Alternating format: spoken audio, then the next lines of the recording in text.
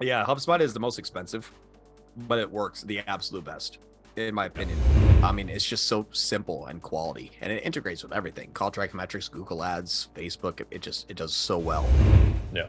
Like I would actually decrease their daily ads or monthly ad spend to pay for the CRM tool. I think it's that important. It's a non-starter for me not to have that type of level of access. But this is what I like about HubSpot is because it is actually fairly good at tracking attribution. The best, it's better than Google. Let me just tell you that it's better than Google recently, which is pretty scary. So if we had a client that was just using a website, forms, going into the back end of WordPress or something like that, they don't get a ton of leads. Would you recommend that they tell them to get into HubSpot or something like that for the first time? Yeah, HubSpot is the most expensive, but it works the absolute best, in my opinion. Salesforce is so clunky and overcharging. Entreports, everything else just like works pretty good. But HubSpot will be like, hey, the first click, the middle click, the last click. And then the automation that you set up is either like, hey, this isn't going to work. Or as soon as you set it up, it says, yeah, this will work perfectly. I mean, it's just so simple and quality, and it integrates with everything. Call track metrics, Google Ads, Facebook. It does so well. So if you want to spend like $500 extra, kind of like a month sometimes, but you have something that will never break and everyone can use it, it's highly recommended. So much so that I would say, hey, if we're spending $5,000 a month, let's spend $4,000 a month to get HubSpot. Yeah. Like I would actually decrease their daily ads or monthly ad spend to pay for the CRM tool. I think it's that important. It's a non-starter for me not to have that type of level of access unless they're just like, our brand advocates. Like I don't look inside of their back end because they have signaled to us multiple times everything's good, just give me more leads. And like the cost per lead is going to go up to like, that's okay. Just give me more. Okay, cool. So we have that kind of level of relationship. Okay. Yeah. No, that helps a lot. Thanks. Yeah. If client has limited budget in the competitive industry, will you still go with Broadomation strategy? Absolutely. Yeah, absolutely. I still think Broadomation is good. The way to fix a Broadomation strategy, though, is to have your form be the line in the sand. The reason why it worked so well on Broad is because there is no possible way for you to fill out this form at low quality. What does that mean? You could look for steel building, metal building, RV carport. Doesn't matter to me. No matter how you get to the site, if you'll fill out this, that's quality. What is your first name, your last name, your company name? I'll do the requires. First name, last name. What city are you in? What is that state? What's your phone number? What's your email? What city do you want the building in? What's the width of the building? The height, length of the building? What's the height of the building that you want? How did you hear about us? That's required. If this comes through and it's bad, then this company will never work. But if they're coming through and filling this stuff out, it has to work. It's a clear line in the sand. So you can use Broad, but don't do Broad and just first name, email. If you use Broad, make the hurdle to jump over be your form. Your form is what is going to dictate if someone's going to take the time to fill out 10 required fields. When they're like, yeah, think about getting an RV carport. Cool. Do you know the length, height, and width you're looking for? No. All right. Contact us when you do. That's what we basically say. Yeah, I need a 30 foot by 20 foot by 10 foot. Excellent. I'm the person you need to speak to. We could build that. And then John Moran, how I selfishly use this is, hey, we had a lead. They're in Yavapai County and they're in Prescott looking for a 30 by 20 by 10. And they give their first name, last name, email, phone number, and they're in the Prescott Valley. And they want you to call them at tomorrow at 6. You have bad leads. Really? Really? That's a bad lead. That's kind of how I've been able to protect myself without being able to track conversions. I just set myself up for the best possible case scenario I could think of. Cool. Yep. Client pays for HubSpot. They get reps that are all right with helping with this stuff. Yeah. Yeah, it's cool. They actually have reps that you can, and they're good. They're really good. I've called HubSpot. I'm like, this is broken. They're like, oh, because of A, B, and C. I'm like, thank you. Even their chat line was just like, let me take a look. I fixed it. Like, they're fantastic. I love them so much. Yeah, it's pretty cool stuff. Cool. That's pretty much everything I had. I know this goes to 2, but anything else anybody just want to talk about? I just want to drive that point home that just lead generation is not Google Ads. Lead generation is lead quality, sales activity, and the feedback of what is working. And then you go make optimizations. Do you fully rely on UTMs instead of CRMs for attribution, even if it's a high cost service? I'm worried it drops off with YouTube remarketing if the client needs to be sold more on the service. So what's funny, Caden, is HubSpot will actually tell you what the first click is. Inside, it'll tell you the first, it says original source 1, 2, and 3, which is the first 3 clicks that I can track off UTMs. It's losing about 10 to 20% for sure. It'll lose about 10 to 20%. That's the bad part, is you will absolutely lose conversions. Now, what we have to look at is what's the CPA of those leads? I don't care. Again, I really don't.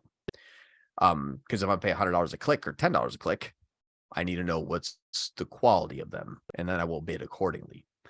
If we're going to lose attribution, HubSpot's the least worrisome for me about attribution. And the reason why I also like HubSpot a lot is because this integration here, for example, when you sync HubSpot to Google,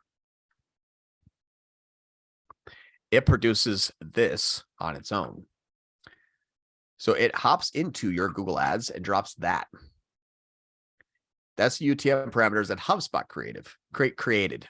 So it has the like HSA keyword match types, target IDs, networks, creative ad group IDs. It tracks as much as it possibly can from any click at any point in time and gives you the last 3.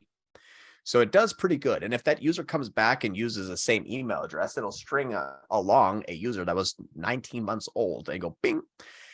And what's funny is a lot of times what you'll see inside of HubSpot, since it does really good tracking, I will actually show activity before they filled out the form. So what's nice about this, if I look at like here, for example, I don't know if I'm going to find one. I'm not counting on it. I'm hoping I can just get lucky on the first example. We'll see what happens. But this is what I like about HubSpot, is because it is actually fairly good at tracking attribution. It's better than Google. Let me just tell you that it's better than Google recently, which is pretty scary. But what's cool about this is, let me see. No, I don't have. Sometimes you'll see page view, and then, oh wait, no, this is it. Sorry. I'm so sorry, everyone. So they clicked, they did metal building. They clicked on February 8th at 8:15. They did metal building. They clicked again at 8:16. They went to metal building projects, near projects, Roth project. They came back 2 days later at 7:45 and typed in steel building. They came back 5 minutes later, typed in steel building, and then they submitted a form. Not, hey, it started here. I can see all the activity that they did before they filled out a form. So what's nice about this is it's tracking multi-touch attribution and it's tracking multiple clicks. And then I can say, it's like, hey, how do we generate that lead? Well, if they came here on this date, I can see time lag in real time in HubSpot, even before they contact us. It's better than Google Ads. It's stringing the same person. Is that tracking only Google and the Google platforms, or can you see that activity inside Facebook or any other socials if there's other ads running? Yep, you can see it. The problem is I'm the only one that went through this layer of knowledge that all of my HubSpot clients don't have Facebook even either hooked up or running, but it will for sure. Okay, cool. Mm-hmm. This is not a glitch. I'm interrupting the video you're watching because if you're having trouble with Google Ads and you want professional help, that's what we do. You can go to sol8.com, that's SOL8.com, to apply for your free, no obligation action plan. And if I've given you any level of value at all, maybe think about giving me a thumbs up and subscribing to our channel. That's how we juice the YouTube algorithm so they actually know that I know what I'm talking about. If you have questions, comments, concerns, or confessions, hit me below in the comments. And now, back to your regularly scheduled program. Yeah, because it tracks your IP. It tracks your IP address. It tracks everything. They have a scary amount of information on these users on the back end, which is really cool. So I like it a lot. But that's what's cool is I can see the conversion paths through like Northbeam, even before they contact us. Just on that too, that tracking template that you just showed in that previous example, John, Smita showed us yesterday, all YouTube campaigns, there's nowhere to put that tracking template, but you can find it at the account settings and put the tracking template in for YouTube campaign. Well, are you using ad specific URL? So like when you're building the YouTube ad itself, you're putting in the URL template in the ad? Well, that's when we were speaking about that yesterday, we said you can actually put the UTM directly in the ad, but because every other campaign has that tracking template field, YouTube campaigns don't.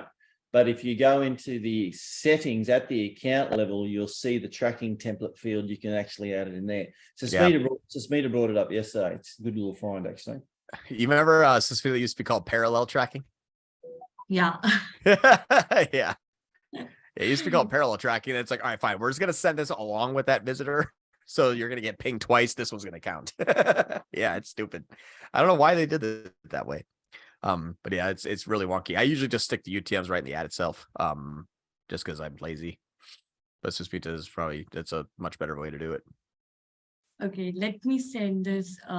Yeah, even we can edit through editor, but I'll send a screenshot here in the chat section. Cool. I appreciate that. We want to do the want to finish up the rest of the brain transfer? You just teach everyone here how to do it. I'm just kidding. I'm just joking. If you don't want to, I'm just messing with you. Okay. Raise your chair up first, Suspita. It's all about the eyes. It's all about the angle. Yeah. All right. Are you sitting in your dungeon today, Suspita? You're very echoey. Okay, check the screenshot. Everyone. Like I just ignores you, Glenn. Yeah, no, just ignore that comment. It's a brother and sister thing. We just right.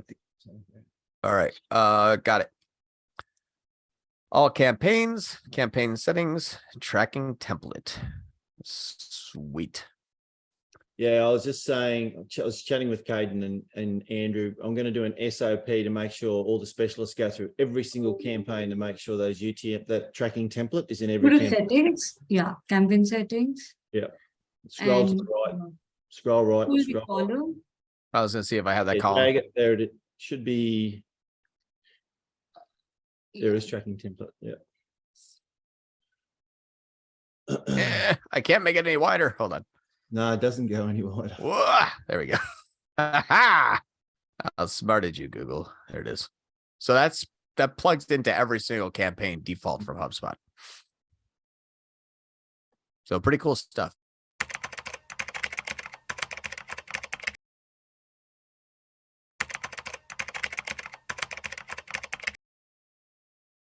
It is Friday, February 10th.